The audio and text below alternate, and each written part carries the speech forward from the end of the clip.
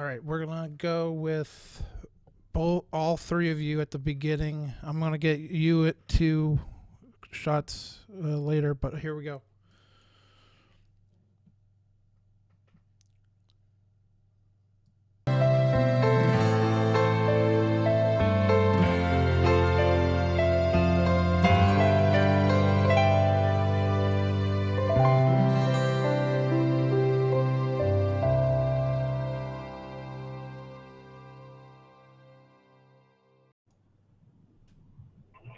Hello and welcome to No Soul Left Behind. I'm Laura Brockway. And I'm Jennifer Sinclair. Today is Wednesday, December 11th, 2019.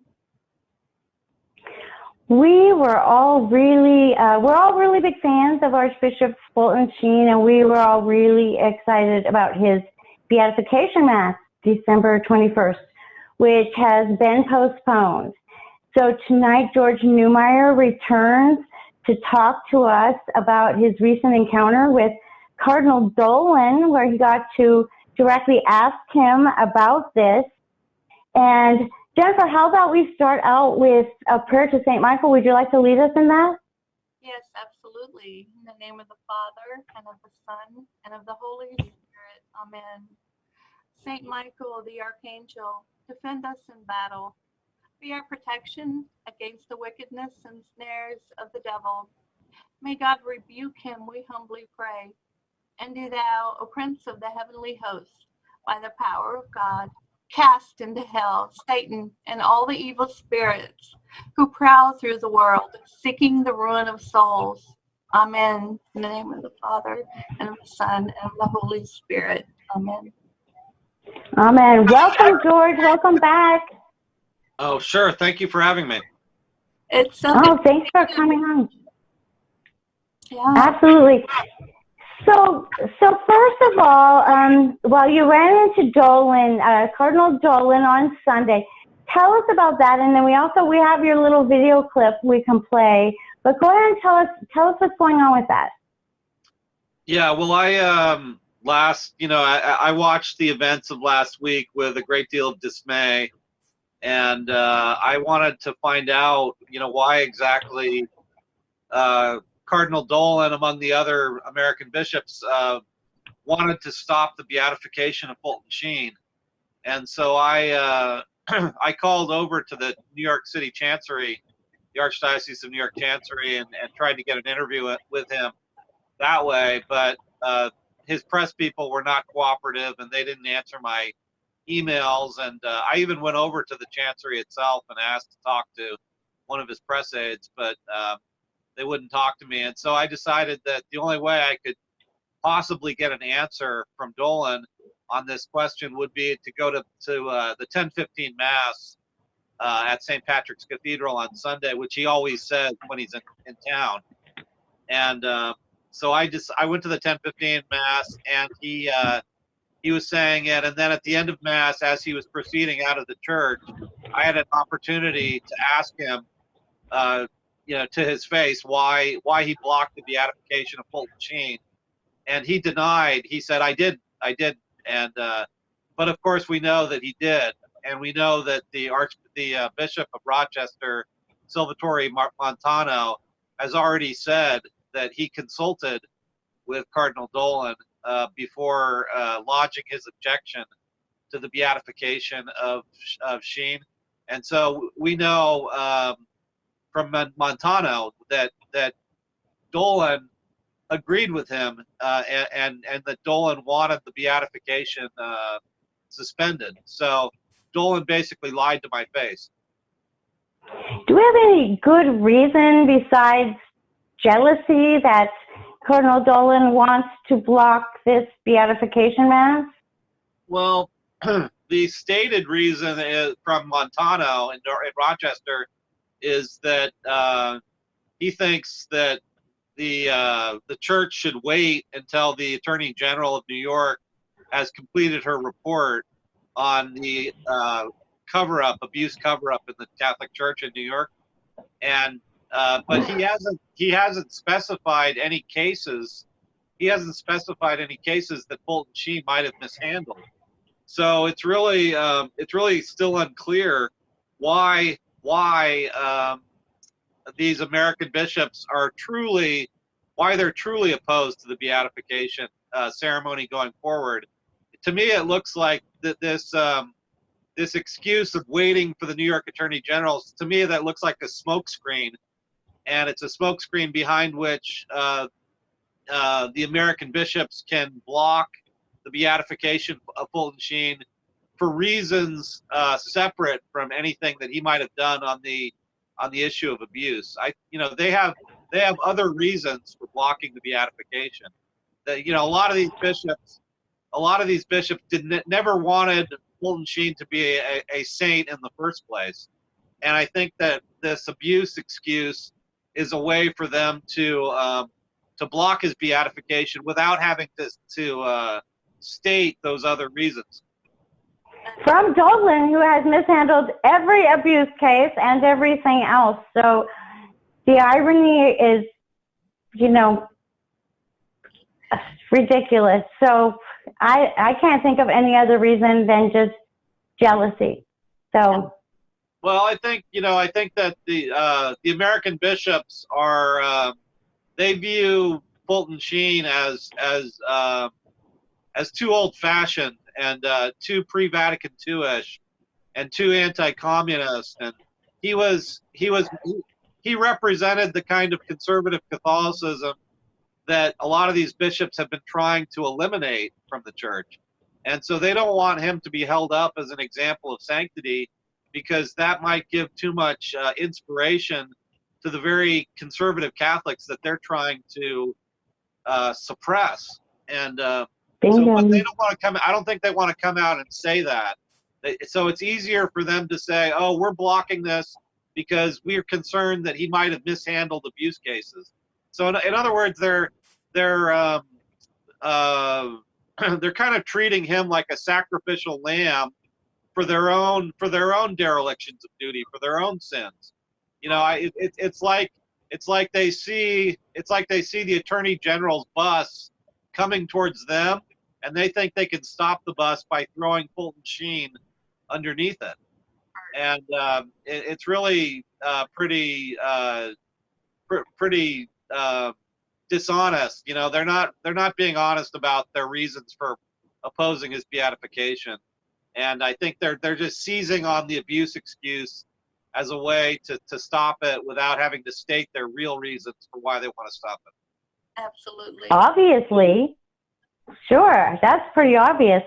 I know Bishop Jenke of Peoria has called for a 9-day novena beginning tomorrow on the Feast of Our Lady of Guadalupe. And I hope we will be finding a link to post by the end of the show. But this 9-day novena, everyone is asked to join to remove any future obstacles of Fulton Sheen's beatification. So everyone needs to get together and pray it with us, with Bishop Jenke. There he is. And there's the article. You can even just Google it, but I'll be posting it once I find it. So there it is, and we start tomorrow, and it'll be for 9 days. So everyone, please join us. Thanks. I thought that was a good time to plug that, because it was just seeming really like a lot of despair.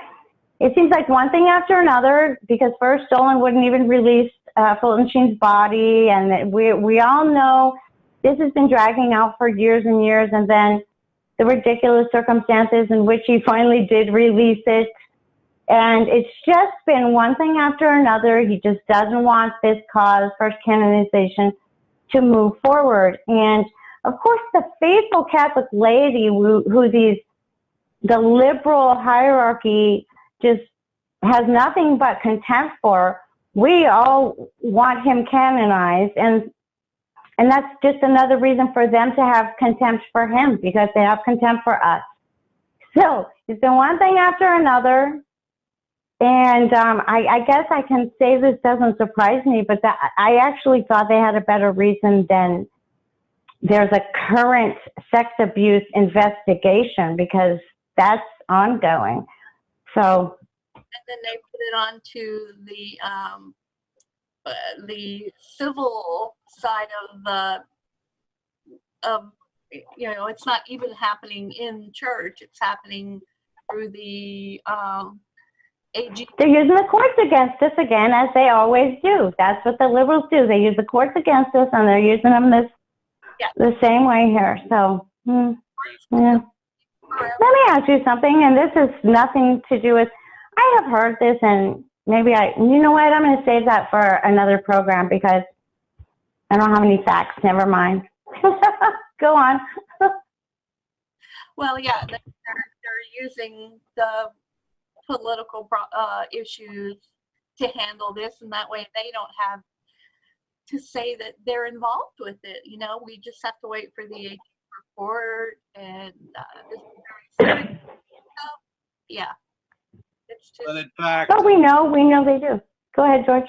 Oh yeah, the postulators for the cause in Peoria, the people, the folks who've been the most involved in advancing the cause of Fulton Sheen, they have come out and they've said publicly that the Rochester diocese has been engaged in a sabotage effort against the beatification movement from the very beginning, and that Monsignor, I think his name is Cruz, he wrote a public letter in which he said that the folks in Rochester made it very clear to him that they did not regard Fulton Sheen as a saint.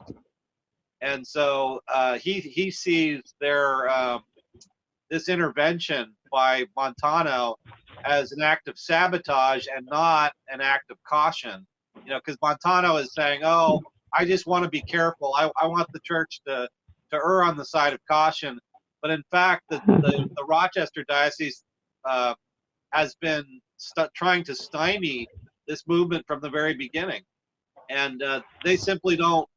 Regardless of even if Sheen's abuse record or his handling of abuse cases was perfect, they would still oppose his beatification and canonization. And so I think what we're we're watching the unfolding of some very vicious church politics play out, and it's very sad to see, and it's very sad to see that the church's own saint-making process exposed to ridicule by treating it in such a foolish and worldly way, where they're basically the church is basically saying at this point that it's up to the New York Attorney General whether or not Fulton Sheen is a saint, and that's right, and it's up to God. That's an absurd concession to the state. It is. It is God who makes saints, and I say that all the time. This does not mean Fulton Sheen is not already a saint. He's a saint when he dies and goes straight up. And the church has always had the process of confirming that through miracles and etc. We all know this, and much of that process has been removed. So part of my question I was going to ask earlier that I didn't ask was really about trusting this process. I mean, I hear things like canonizations are being bought, and I don't know if that's true or not, but I see things like what's going on with Fulton Sheen, and I wonder if they're just not paying the piper or something. And it just makes me more and more angry because no matter what's going on, that I don't trust the church or the process anymore, and that's really hurtful because I love Mother Church. She's just become so corrupted that everything has been compromised. So unfortunately, someone wonderful like Fulton Sheen is, caught in the crossfire of all that. But it's still God who makes the saint, and whether or not he's ever canonized, he's still, he's likely still the saint. I believe he's a saint. There's a lot of saints in heaven we don't know about. So, well, one of the odd things about this situation is that the Pope has already approved one miracle through the intercession of Fulton Sheen. And so what is Montano saying? Is he saying that if the Attorney General finds out that or concludes that Fulton Sheen mishandled an abuse case back in the 60s, that somehow that miracle didn't happen? Exactly. So this because saints are not perfect either. It could be that he mishandled something. It could be we know something now we didn't know then, and now you know it was mishandled. But even if they could prove blatant mishandling, doesn't make him less a saint if he is one. Right, and with this pontificate has already made 3 popes saints. You know, John the 23rd, Paul the 6th, and John Paul the 2nd, all of whom mishandled administrative matters. And so that if that didn't disqualify them, why would anything that the New York Attorney General finds disqualify Fulton Sheen? So it looks like Fulton Sheen. It looks like Fulton Sheen is the victim of double standards, papal double standards, and he's the victim of the left, the very liberal atmosphere under this Pope in Rome, where conservatives never get the benefit of the doubt. They're subjected to a different and higher standard. Right. It's also about morale. They're trying to bring the conservative Catholics who love Mother Church. They are using this kind of thing to just break our morale. You know, Yeah, I see that. Yeah. Definitely. Yeah. And there's a strong antipathy. The Pope, unfortunately, has a very strong antipathy towards Americans. He just doesn't like Americans very much. He has that kind of anti-Yankee mentality that's very characteristic of leftists in Argentina, and that may also color his lack of enthusiasm about Fulton Sheen. He may see Sheen as the archetypal American that he's trying to suppress within the church. And so, yeah, this to me, when I first heard the news that this beatification had been derailed, I just immediately thought, oh, this isn't just another papal snub from Rome. It's another, Pope Francis is once again letting American Catholics know that in what low regard he holds them. Oh, absolutely, and traditional Catholics, because let's not forget that Fulton Sheen definitely would be considered an enemy of the modernists definitely today. So, it's just more of the same content for faithful Catholics that I'm really used to. And all I can say is we're in really good company with Fulton Sheen, so I'll take that, with Cardinal Burke and Fulton Sheen. So, Yeah, I guess that's the only positive way to look at this is, since this pontificate has displayed such horrible judgment, maybe it's a curse if the Pope calls you a saint. Maybe. Yeah, I thought about that. Right? So maybe if he's canonized under a future Pope, people will have more confidence that the canonization is valid. I think you're absolutely right about that. I absolutely agree with you on that. And that makes me so sad to have to say that too. I just don't trust what's going on at all right now. And people, it's on, it's newsfeed on Facebook all the time. So this apparition is going to be approved, or that apparition is going to be approved. That doesn't mean anything to me anymore. That's very sad, but it just doesn't. Yeah. So, that's part of the confusion the devil's trying to create, and he's really doing a good job at it. So he's got us all confused and fighting with each other and trying to, block miracles, which is so ridiculous. But it all comes down to the same exact liberal mindset they're using on us in the secular world and in the church. It's very familiar to me. So I just think, here we go. It's always the same tactic with the liberals. So, George, really quick, George, is there anything that we as Catholics can do to even get any kind of anything to Rome or anywhere that we could get anything? Is there anything that is happening right now that is trying to say, hey, this is wrong, and we need to at least get an answer why. I mean, is there anything that's happening in the church that's kind of saying, anyone questioning Rome? yeah, I mean, that's seems like it's a no-brainer for him. It just I understand the all the behind the scenes stuff, but is there anything that, as Catholics, can we do to present to Rome or anything, or the U.S. I guess, Yeah, go ahead.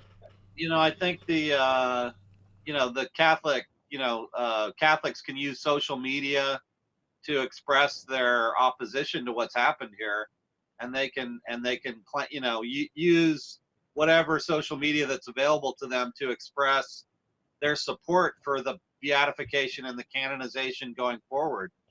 And so one way to I guess send a message to Rome is to support in whatever whatever media is available to you. Use that media to broadcast to say to the bishops and to say to the Pope, do not kill the canonization of Fulton Sheen. Let it move forward. Don't submit this process, or don't subject this process to what a New York Attorney General might say. I mean, that's outrageous.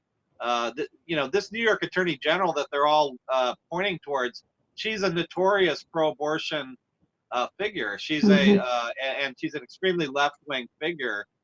With she has the backing of all the NAACP, the National Organization for Women, National Abortion Rights Action League. So she's the last person who should really be standing in judgment. Having any say. And, having any say in Fulton Sheen being a saint.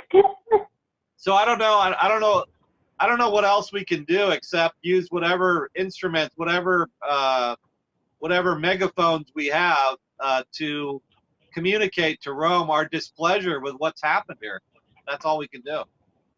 And maybe we can light a fire underneath our bishops and try to get our bishops to go to Rome and say, the Catholics in my diocese think that Fulton Sheen's a saint and they want to see this beatification happen. So could we petition our bishops? Yeah. So I don't know. Lobbying your bishops. Using Twitter, Facebook, all the other social media to broadcast your displeasure with what's happened.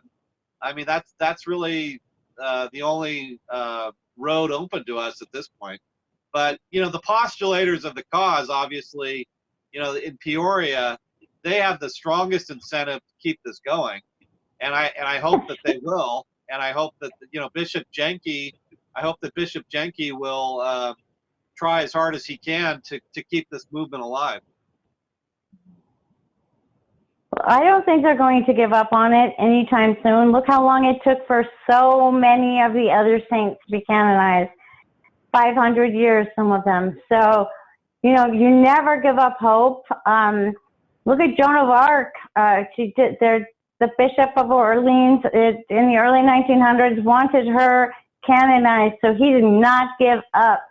But and Bishop Jenke's not giving up, and I'm sure he will leave it behind. So I still have hope, but I don't have hope about the process, but maybe the process will be fixed in the future. So that's really the best we can hope for, because I don't trust the process even going forward. So, well, I think very disappointing. I'm sorry. Anyone can motivate American Catholics to stand up and be the lady that we should be. It's the cause for our canonization. I mean, this should be, how Americans are just kind of laid back, but when a new battle presents itself, we get up there and we go to work. So we start praying. And that's a good way to look at it too, because Americans stick together for other Americans, and we really do need to come together for him. So you're right. That's a good way of looking at it, Jennifer. Right. And we can't let the Pope forget that he did in fact approve one miracle through the intercession of Fulton Sheen. Yes. And that There you go. that alone argues for the movement to go forward. Absolutely. Amen. So we have some work to do, everyone. Talk to your bishops or email your bishops or do whatever you do to get your bishop's attention. And let's just let them know. Maybe even bombard the Holy See's email box with messages saying, do not block the beatification of Fulton Sheen. That would be All right. Do we have, can you grab us a Holy See email address really quickly and try to put it on the screen while we, if you can really quickly, we should absolutely do that. Everyone email the Holy See, tell them do not block Archbishop Fulton Sheen's beatification. Please proceed as soon as possible. there are. We can go ahead and go on, and then Ken will put it up if he finds it, whenever he finds it.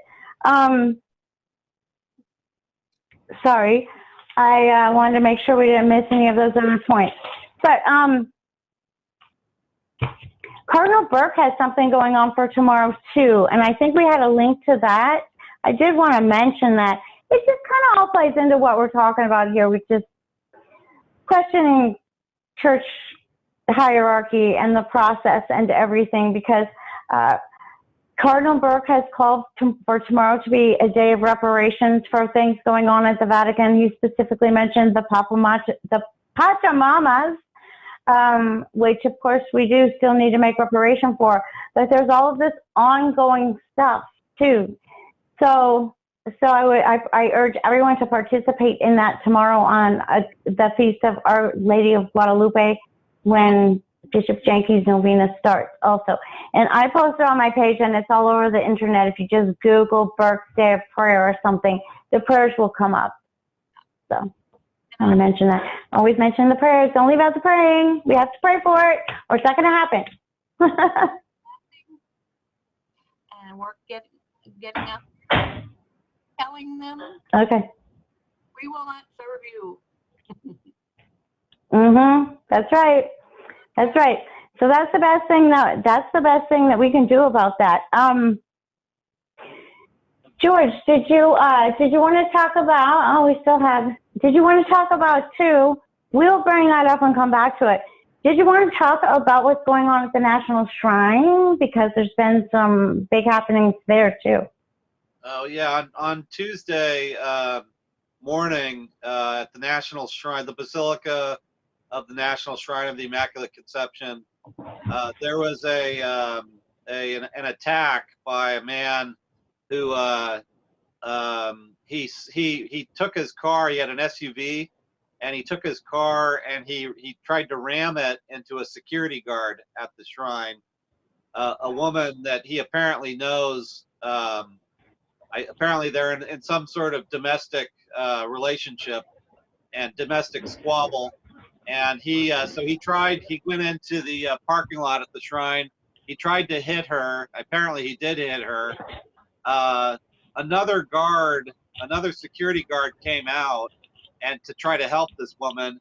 And at that point, the man got out of his car and chased the other guard into the crypt church in the lower part of the shrine, and he stabbed him a number of times, apparently.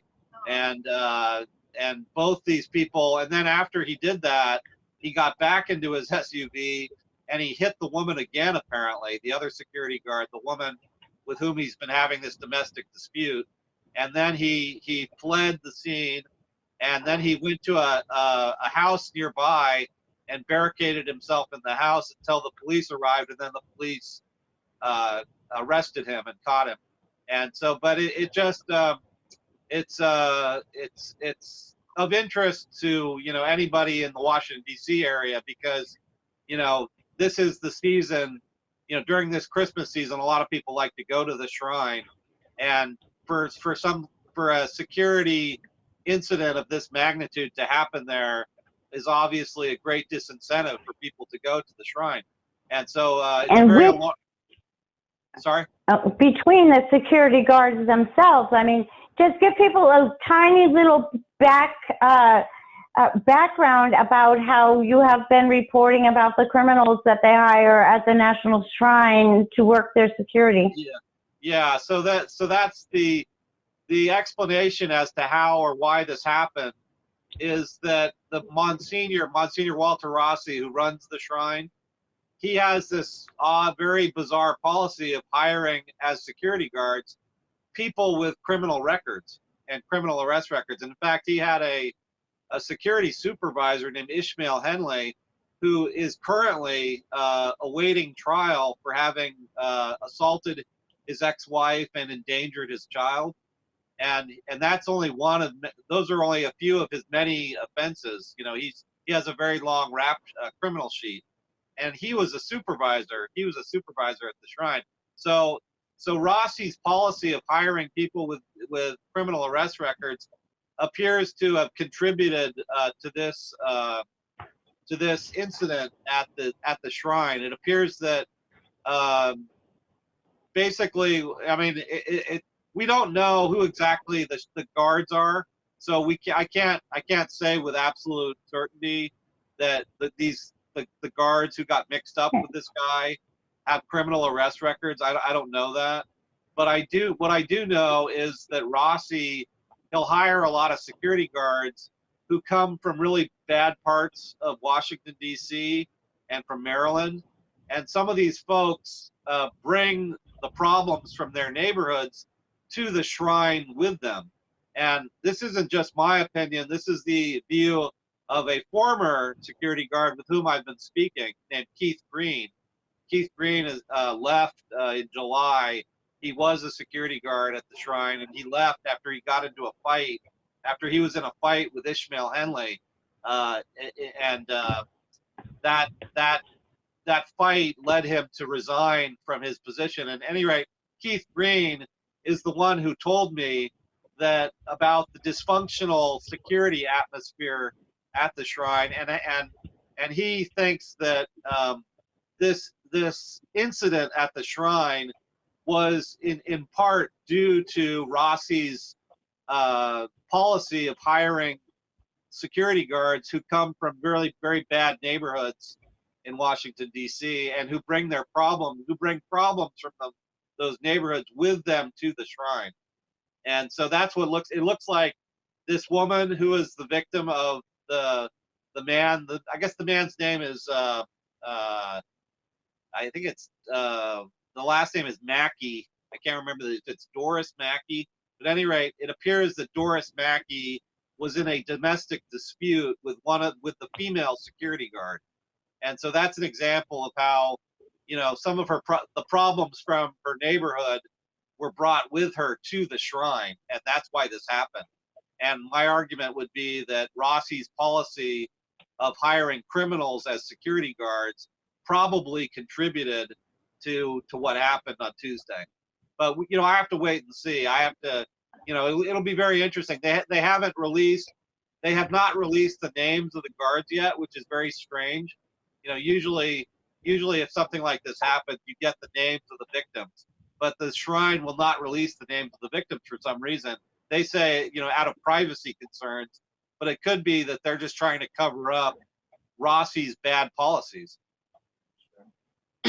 But Keith Green is, you know, this whistleblower, Keith Green, this former security guard from the shrine. He said to me that there's been a serious lack of security at the shrine for at least 3 years, and he talked about all the very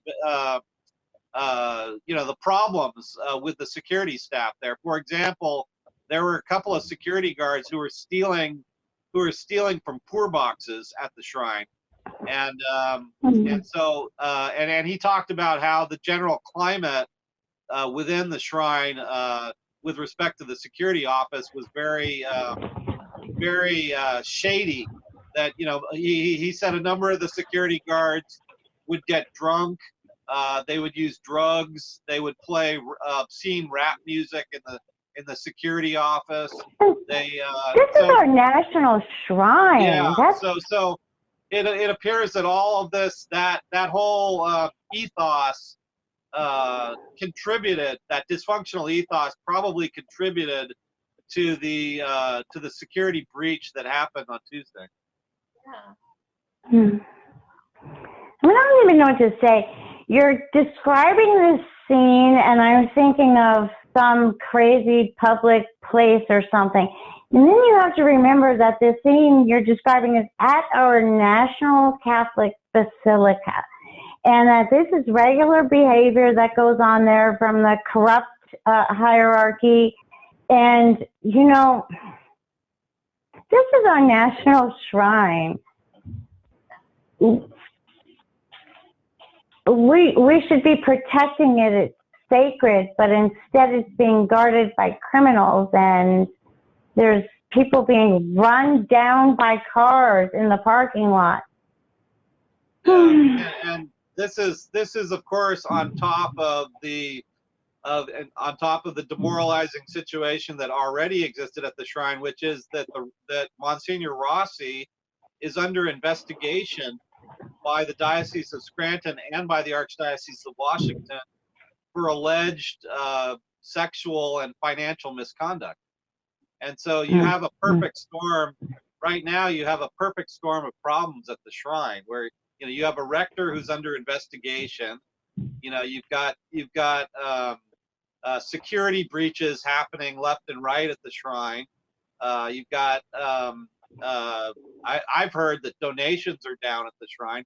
So it makes me wonder why are the bishops not bringing into the shrine new leadership and giving the. Is there anything we can do about this? Giving the shrine a fresh start. I mean, the bishops could fire Rossi today, and they could find a new rector who could give the shrine a fresh start, and remove the shrine from all these problems and disassociate it from all the scandals that are related to Walter Rossi. But they don't do it. They haven't done it yet, and it looks like they're not going to do it anytime soon, even though the situation cries out for a change. Is there anything that we can do? Well, you could. Catholics could petition their bishops and say, we're very concerned about what's happening at the National Shrine, and we think that the National Shrine needs new leadership. And we, as bishops, who this is your church. This is, it's a national church. It's a church that belongs to the USCCB. So actually, probably the most practical suggestion I can make is your listeners should call the USCCB and demand the removal of Walter Rossi from the leadership of the shrine. And make, all right, we are going to do that. And as you're saying, it's really a travesty that here's a church that is dedicated to the purity of Mary, and it's in the hands of very impure clerics, and it's in the hands of a very impure cleric in the form of Walter Rossi, who has just a huge he has a huge amount of baggage associated with him. It's it would take me a couple of hours to detail all the scandals connected to Walter Rossi. Walter Rossi was a protege of Bishop Michael Bransfield, who's been totally discredited as a complete and total charlatan. He was also a protege. He was also a protege of Theodore McCarrick, who's the rapist. Theodore McCarrick. So, if the shrine wants to have a fresh start that is separate from that horrible past, they're going to have to find a new rector. Someone completely new. Absolutely. Yeah. There's no doubt about that. It's just the corruption is so deep. And I say this too about hierarchy at the Vatican, and I'll say this about the shrine. The problem in the church is that the corruption is so deep. You can't just get rid of one guy and have, and solve your problem. Things just need all new leadership, and, just getting rid of Rossi, there's another guy behind him. So, yeah. I don't know the answers, but definitely Rossi has to go no matter what. So, and whoever's next in line, that's not the right guy to replace him. That's all I'm saying about that. The cronyism is deep in the church. I've learned how to use the cronyism against them, But at first I was like, you've got to be kidding me. That's not how the world works. But that's how it works in the church. So now, like I said, it's been 10 years. I've learned how to use their cronyism against them. Nope. But it's bad. So That's true. getting It's rid of true one that person doesn't work. it's true that the shrine needs a change of leadership that would involve bringing an outsider into the shrine, because yeah, as you're saying, the layers of cronyism at the shrine are very deep and go back many decades. You know, basically the shrine has been in the hands of the gay mafia for about at least 30 to 40 years, and in order to break that pattern, the shrine would need an outsider, basically an outsider to come in and reform the shrine from the bottom up. In the meantime, can you do me a favor, George? Because you have access to the shrine, right? Can you take some holy salts and throw them all over that place? Because this is just, I'm serious.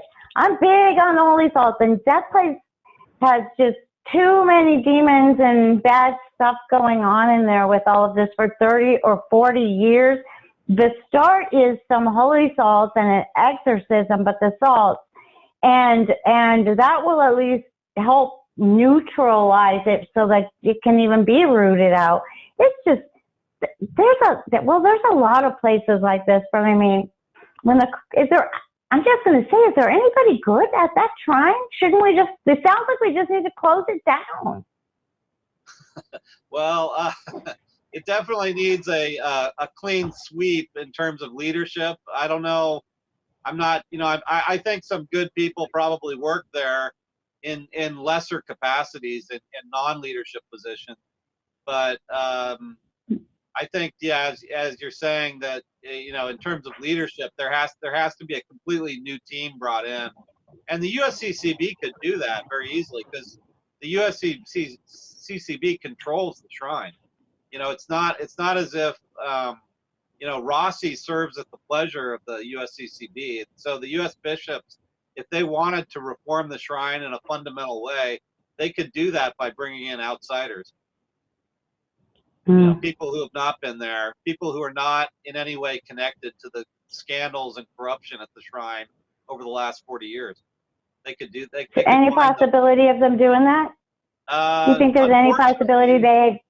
Unfortunately, because the chairman of the shrine is Wilton Gregory, and Wilton Gregory is very much a business as usual kind of bishop, it's very unlikely that he would take that kind of drastic action.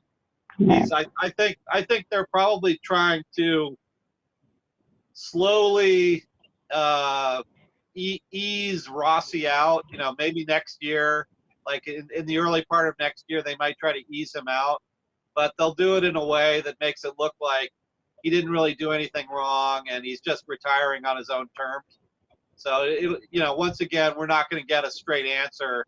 We're not going to get a forthright explanation from the USCCB as to what's been going on at the shrine, even though there's this investigation going on against Rossi. That investigation's been going on for 4 months, so either that investigation's a total whitewash, or there's so much scandalous material that it's taken 4 months for them to go through it all. Or both. Or both, yeah, maybe.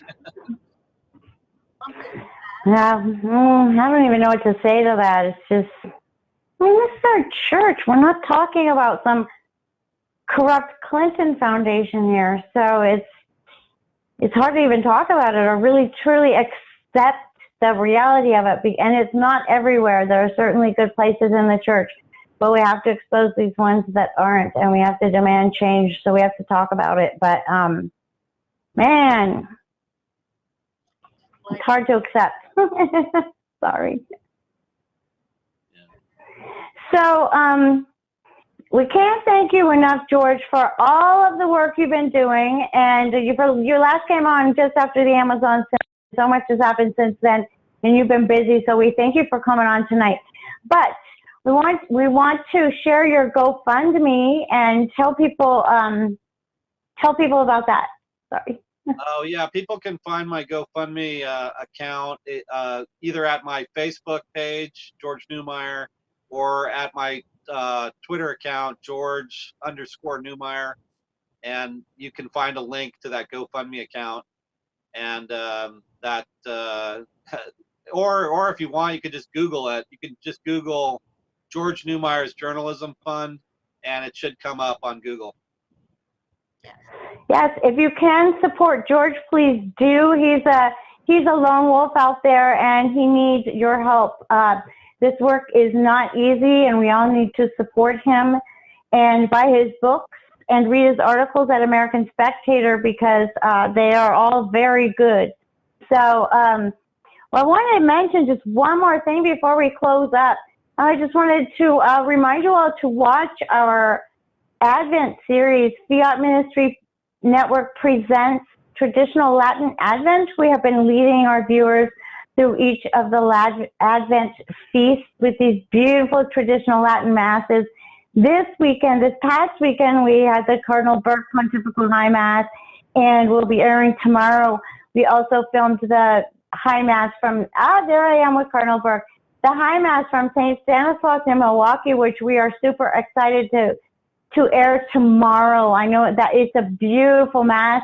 I want to thanks to Bill Snyder for helping us out with filming that for me so I could be with Cardinal Burke and meet him. As you just saw, it was really exciting. Cardinal Burke has been on Fiat Ministry Network before with Missy DeConti. You should Google that and watch that, everyone. But I just wanted to make sure that I mentioned that because it's getting really exciting. All of these beautiful masses, and it's all leading up to the grand finale, which of course is the arrival of His Majesty the Baby King at midnight Mass.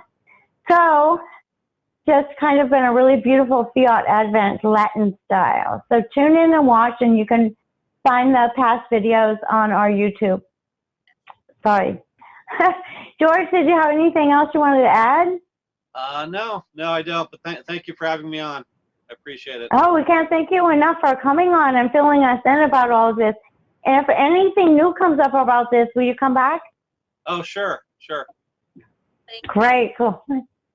Jennifer, did you have any? I'm sorry, I didn't ask you if you had anything you wanted to add. George, you know, we so many of us know you now, and we pray for your safety. And we know that it's all alone. You're the lone wolf out there, so you need safety and you need some funding. So thank you so much. Appreciate it. Okay, well, I'm gonna just close up. I'm gonna pray one Ave Maria, and we will see you after Christmas.